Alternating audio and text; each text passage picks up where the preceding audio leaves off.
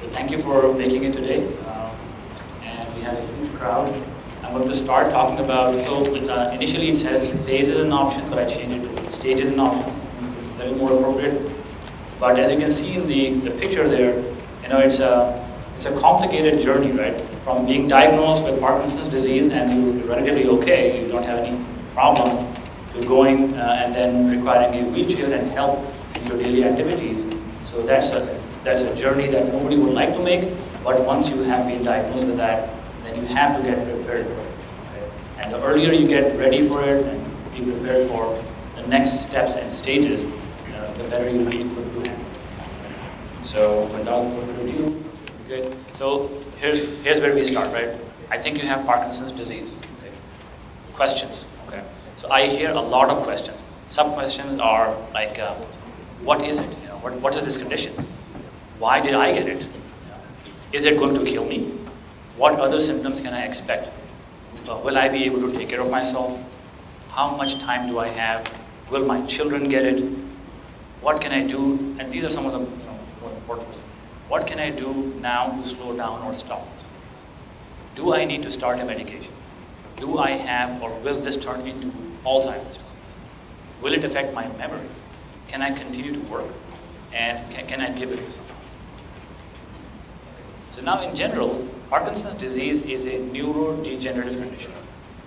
So what that means is, whatever symptoms you have, what you start with, they are going to get worse with time because they continue to degenerate. The number of brain cells that are producing the chemical called dopamine, they are degenerating. They are reducing in number, and that's why it will continue to get more and more prominent, whatever symptoms you have. Now there are signs and symptoms, something that you can see and feel, and some things that other people cannot see, but you can experience them, and we'll go over them later on. So here's what the problem is. So substantia nigra is the area in the brain, this little part over here. Okay? There are some cells here that produce a chemical called dopamine. Now, what does dopamine do? Well, it's a little more complicated than what I can tell you right now, but to simplify it or super simplify it here, you can imagine the body as a machine, and this oil is dopamine. Okay? This is one of my, Dr. G, he used this analogy. So the oil helps the machine run smoother and faster. So when you have less of this dopamine, you tend to be slower and stiffer and have other symptoms. Okay? So the whole point of treating Parkinson's disease or managing the symptoms, a big part of it is replacing that lost dopamine. Okay? How fast is it going to Okay. So everybody's Parkinson's disease is different. Some people have a slower disease progression, and some people have a little bit faster. So there have been some studies to try to predict, which type of Parkinson's disease I have. And I sometimes when I see patients, and I tell them, when somebody's Parkinson's disease starts with a tremor, if tremor is the more prominent thing, it is likely that the symptoms will be slower to progress as compared to people who just have just stiffness and slowness and not a lot of tremor. If people start having a lot of balance difficulties early on, a lot of blood pressure, when you stand up, your blood pressure falls down, you feel lightheaded, and that can sometimes cause difficulty in gait and balance. And if you start having that earlier on, that can be a predictor of a quicker disease as compared to the other ones. So, but in general, it usually takes years rather than months or days for things to change or progress. And then what symptoms people have, they can be divided into motor and non-motor, and I'm going to go into the details of it later on. Do I have Alzheimer's? Alzheimer's disease is a different condition. It is when Parkinson's disease, so Alzheimer's disease is the commonest neurodegenerative condition in the world. Okay, Parkinson's disease is the second commonest, but they're not related to each other. Sometimes people can have Alzheimer's disease starts with memory problems, and that's the majority of the issue.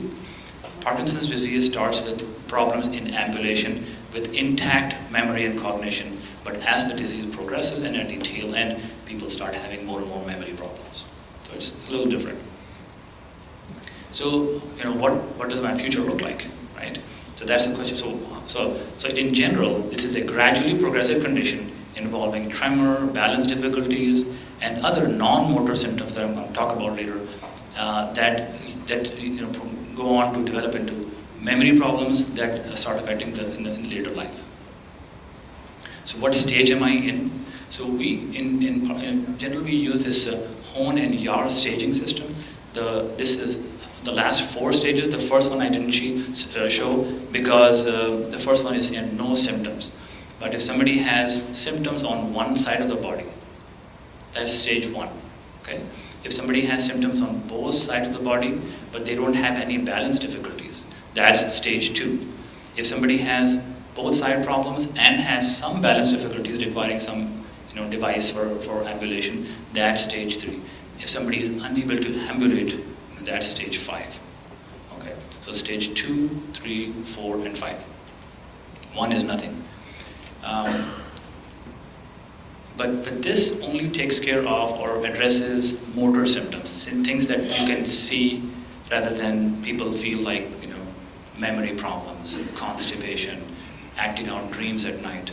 Okay, so that's not a perfect way. So where do we go from here? Okay, sometimes it's confusing. Do I take medications? Do I don't take medications? Do I do an intervention? Do I not do something right now? So before we address all of those things, it's very important to understand this. I hope you can see this a little bit. It's a little smaller here. But then, when you have Parkinson's disease, it has motor features that we spoke about, gait difficulties, postural instability, and falls. It has non-motor features like depression, apathy, cognitive decline, constipation, sleep problems, and fatigue.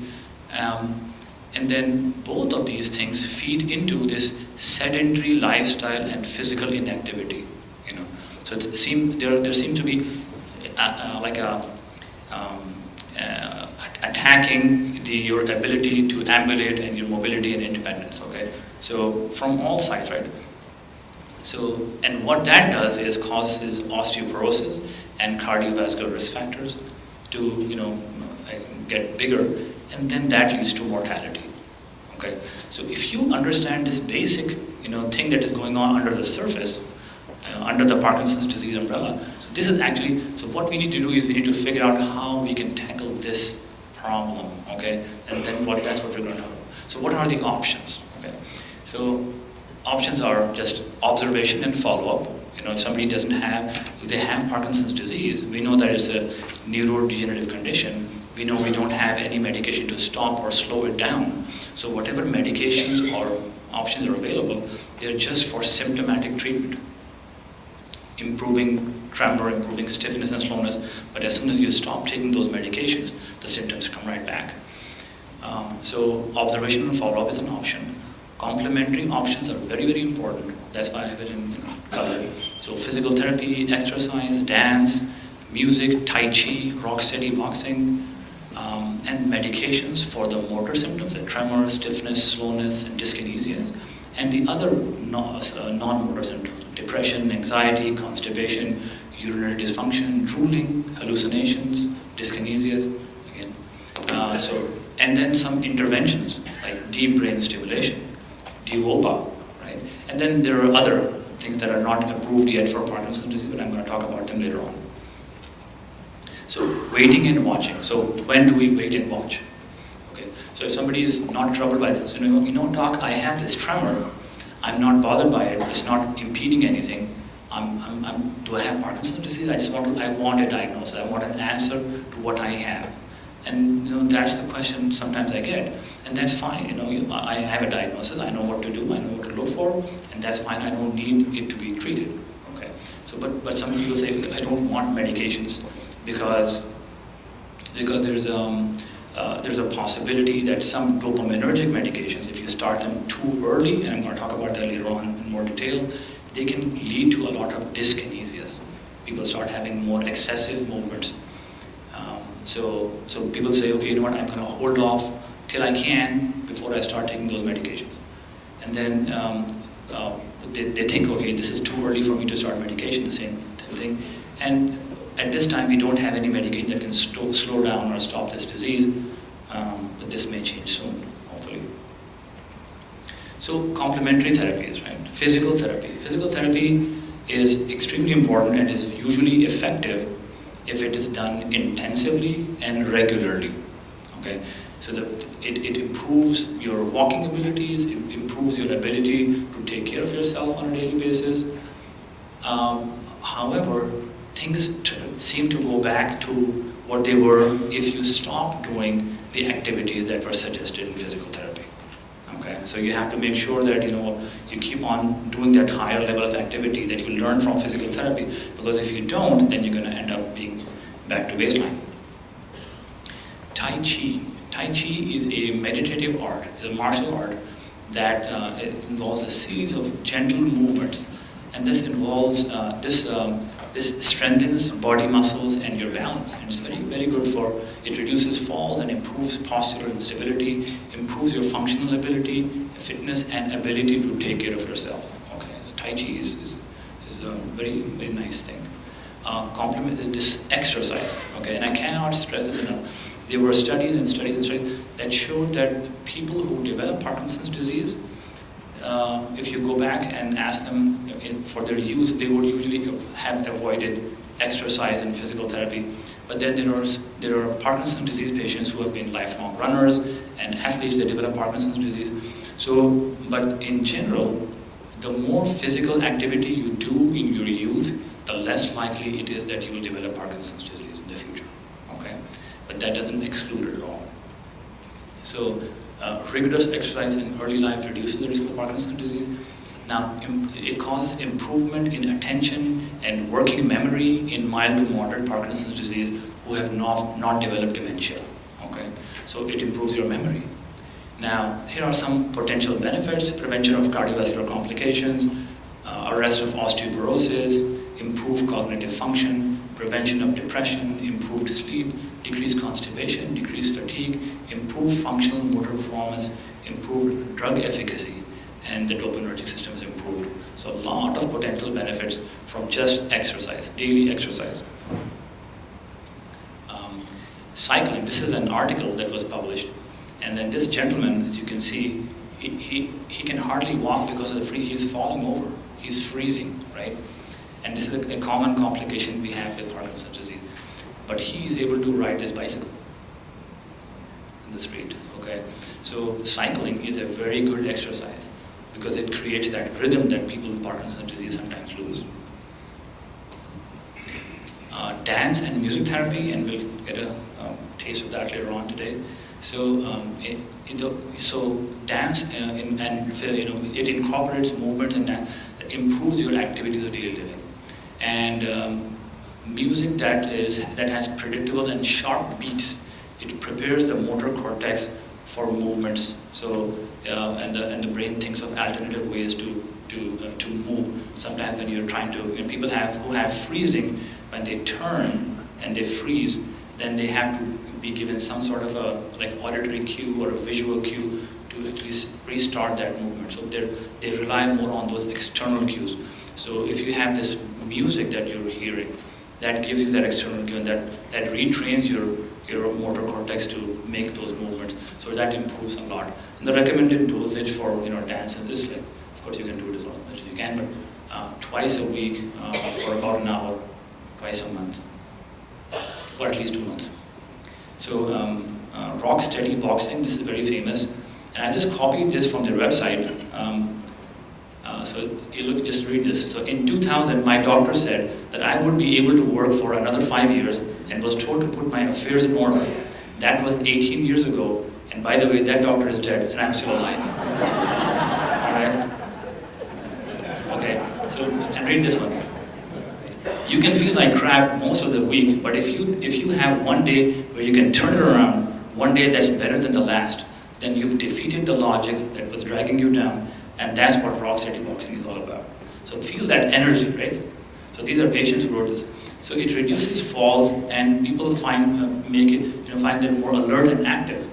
And I think a lot of the improvement in people with Rocksteady Boxing is the camaraderie. You know, you meet other people who are in the same boat.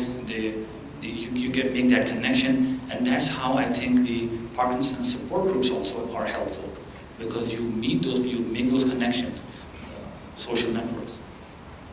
So a lot of complementary therapy that are available that are very, very helpful. Now, if you go on to the next one, so motor symptoms, right? Here. So tremor, stiffness, and slowness, right? So what to target in these symptoms? So tremor is the most common and easily recognizable feature of Parkinson's disease. Right? Usually it starts from one arm or one leg and then starts to involve the other side of the body over years. It usually is at rest, so as compared to essential tremor, which is, you know, when it appears only when you move your arms or legs. Parkinson's disease tremor is only at rest, and when you start moving the arm, it goes away. And it can be treated with dopaminergic or non-dopaminergic medications, and I'll explain that a little bit later. In 1/3 of the people with essential tremor, with the tremor from Parkinson's disease, it cannot be treated with any medication. It does not respond. So but it does still respond to deep brain stimulation. The other symptoms are stiffness and slowness. So stiffness can actually present with pain in the shoulder joints, in the neck area from the stiff muscles, and they can be misdiagnosed as having frozen shoulder and even have surgeries. And then they'll say, you know, after the surgery I started having this tremor. And people think that surgery caused the tremor. It's actually the other way around. So, and then people who have this slowness, they have reduced expression in the face, like a mask face, drooling because they're unable to swallow their saliva quickly enough, and they have reduced arm swing when they walk, their voice is softer, and they take a long time for their self-care. Balance difficulty is one of the more notorious problems with Parkinson's disease, and usually comes in at the more later end of Parkinson's disease. And it may be related to freezing or low blood pressure when you stand up, or just deconditioning because you're just unable to, do that exercise, right? And fear of falling, or a combination of the above. And it hinders significantly your independence and activities of daily living. And so you need a proper evaluation when you start having any balance difficulties to find out what is the more major contributing factor and how to address those. But in general, physical therapy, exercise, Tai Chi, dance, etc., all the things that I mentioned earlier, they help with balance. All right, so freezing, I'm going to talk about it a little bit because it's a huge issue. So freezing is a temporary cessation in gait. So you're walking and suddenly you can't move, okay? It usually affects when you start turning, when you go from one phase to another. For example, you're going through a door.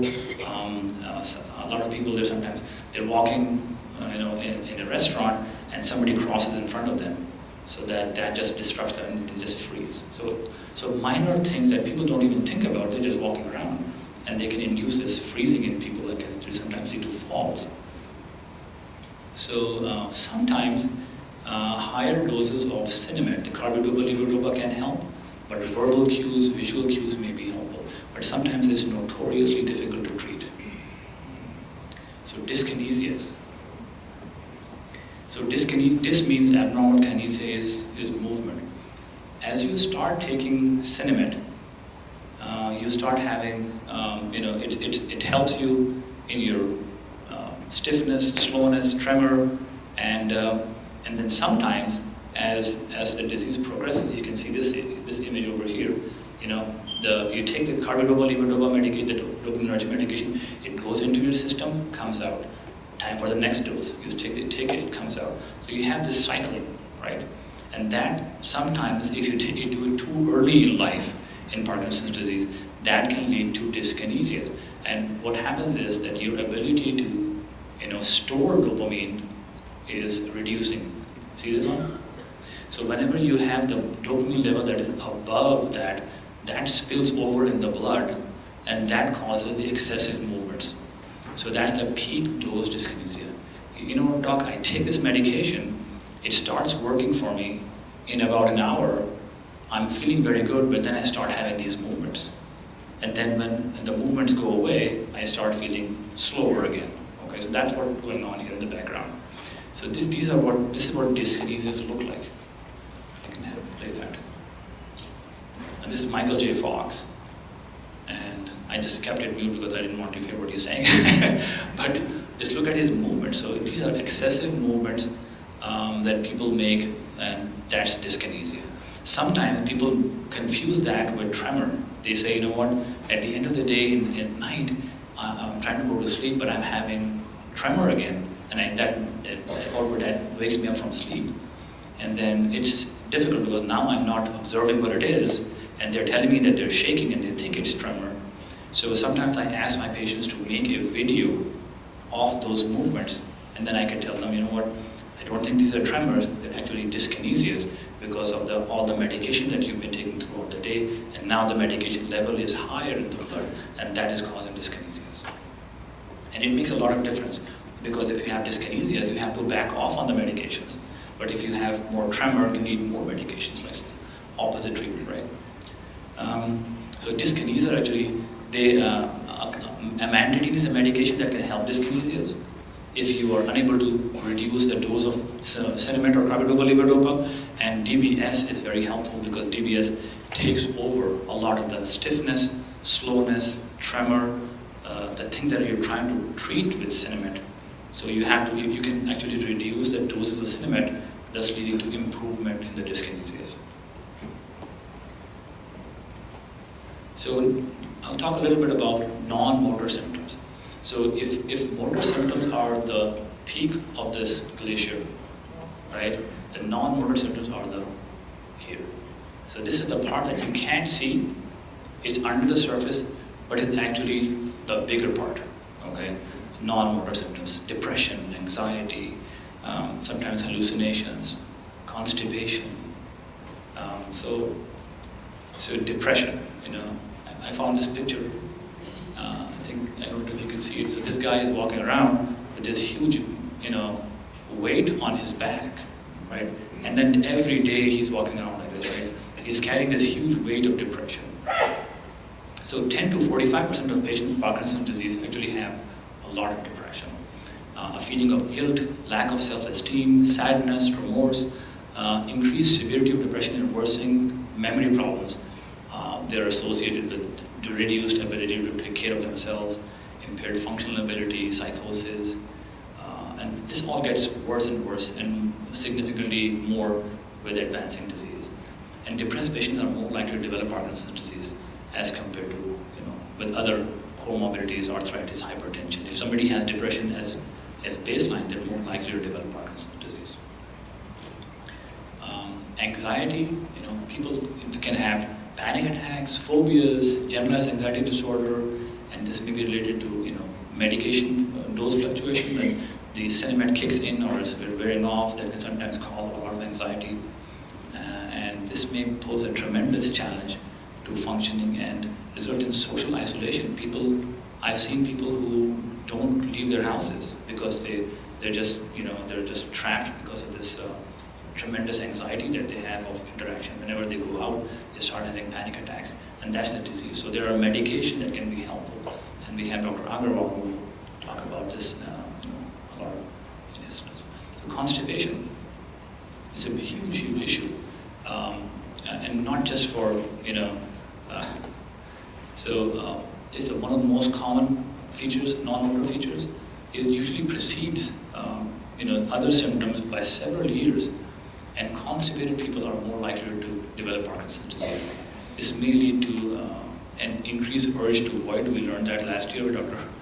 Wakefield, that if you have because the pelvis is a rigid structure, right? It has these organs in there. Now, if the intestine is taking a lot of space because it's backed up, you have less space for the bladder. So the bladder fills up quickly, and you have this urge to go, especially people who have to get up at night to pee, okay? So if you treat the constipation, that will help with urinary dysfunction as well. Drooling is a common feature.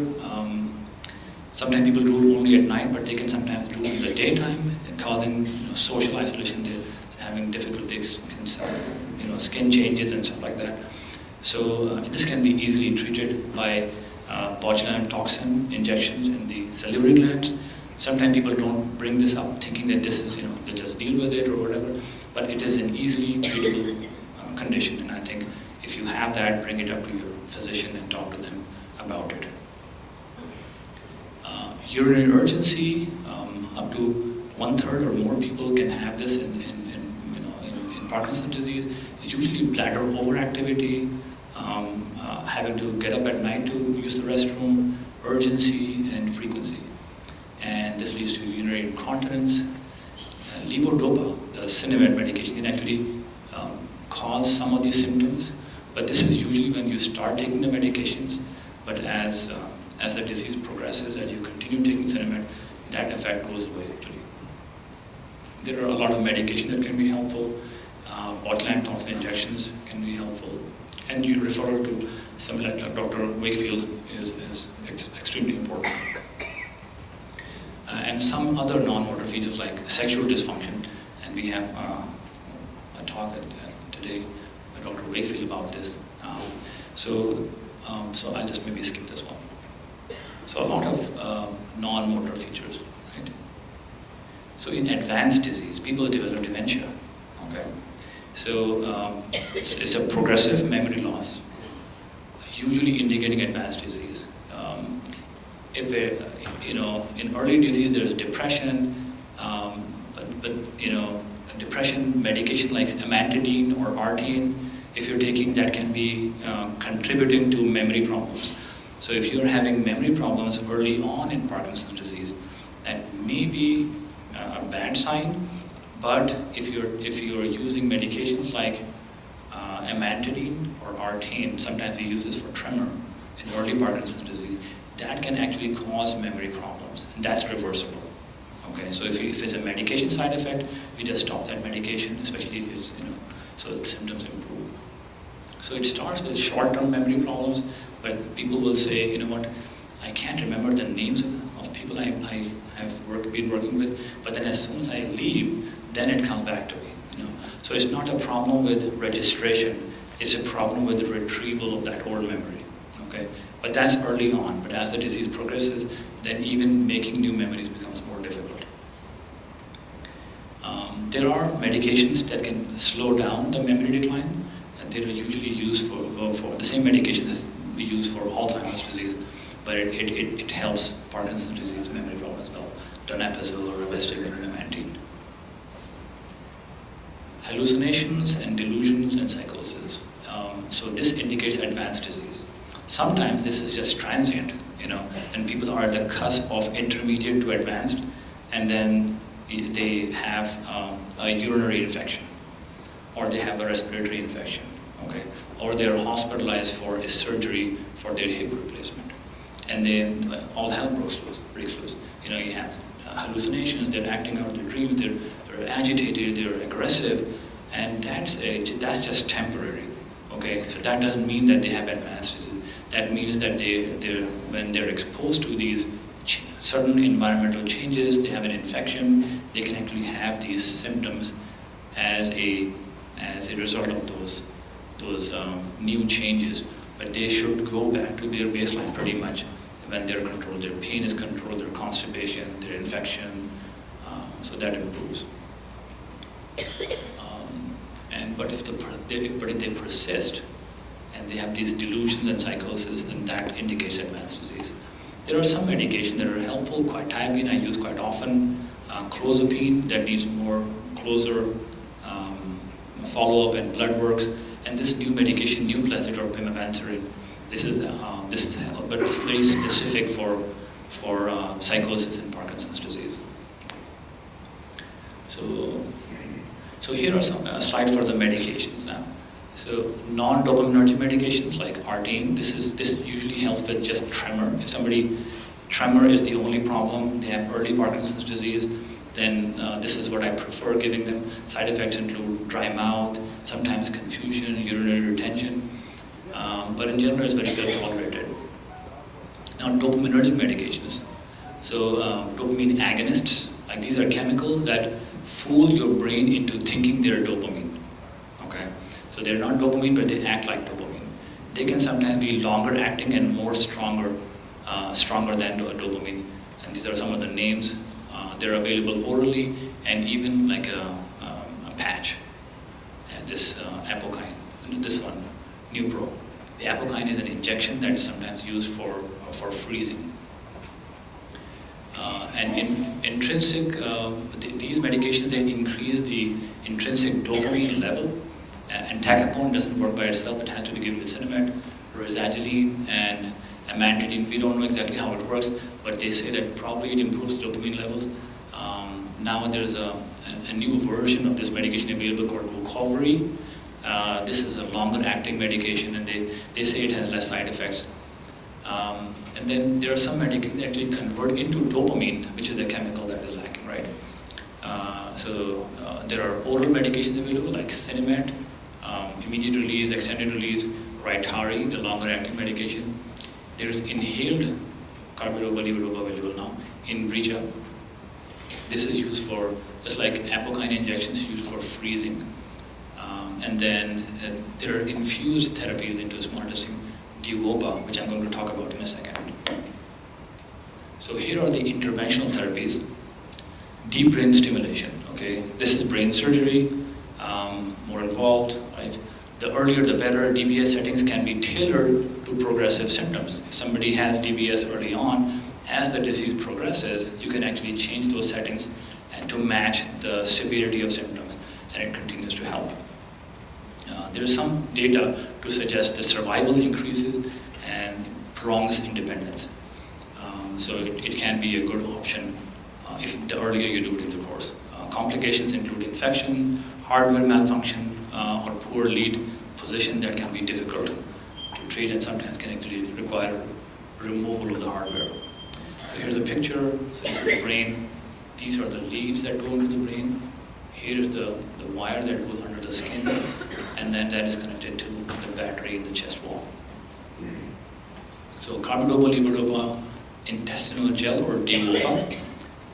This is a minor surgery, just needs a feeding tube placement, and this may be done later in Parkinson's disease process. I have a few patients that I'm actually having them do the Duopa after their DBS surgery because their disease is progressing. And this, sometimes people say, you know what, I don't want brain surgery, I want something else. So this is an option. It helps in dyskinesias, freezing and sleep, and improves the quality of life. And this is what it looks like. So this is the machine, it's the cartridge here, and it's just a feeding tube that goes through your stomach into your small intestine, and then you can wear it like a fancy looking vest. All right. So these are some of the other interventions available, not yet in the US, but apomorphine pump has been available in Europe for several years. It's very helpful, but hopefully it will be approved soon by the FDA. But this is a subcutaneous infusion of a dopamine agonist. This may be done later in the disease, and it's not available here yet. And focused ultrasound. This has been approved already by the FDA for essential tremor on one side of the head, but they're actually working on finding out if they can help Parkinson's disease patients with this as well. So this is what the apomorphine pump looks like. So to answer the question about what stage I'm in, it's a little complicated. So this is how I explain this to my patients. You have the early honeymoon phase, everything is effective, symptoms are, they improve at the drop of the hat, mild symptoms, respond to medications, no side effects. And then the intermediate phase, when you require higher doses of medications, sometimes they start having side effects. Some balance difficulties may start, some dyskinesias, maybe at the tail end here, memory problems, falls, urine problems. Consider DBS here. The earlier you do it, the better, I think. I'm a very strong proponent of DBS. And then you go into the advanced phase when this memory problem gets worse, falls are more frequent, urinary dysfunction gets worse. people are ultimately unable to walk. They have advanced memory problems, hallucinations, and delusions. So here you're no longer a candidate for any sort of an interventional therapy, not even DOPA or DBS, but DOPA can be done here later in the intermediate phase, I think. Okay. So when should I think about advanced options? I would say sooner rather than later. So don't wait for those muscles to atrophy and then lose your mobility and your balance before you start. Sometimes people say, you know what, I'm not ready for it yet. I'm scared from brain surgery. Well, the sooner you get more information about it, the more comfortable you will be with your options. Now, the reality of this condition is that if you have this condition, then you need to, make logical choices. Sometimes it's difficult and it's challenging because of health issues and stuff.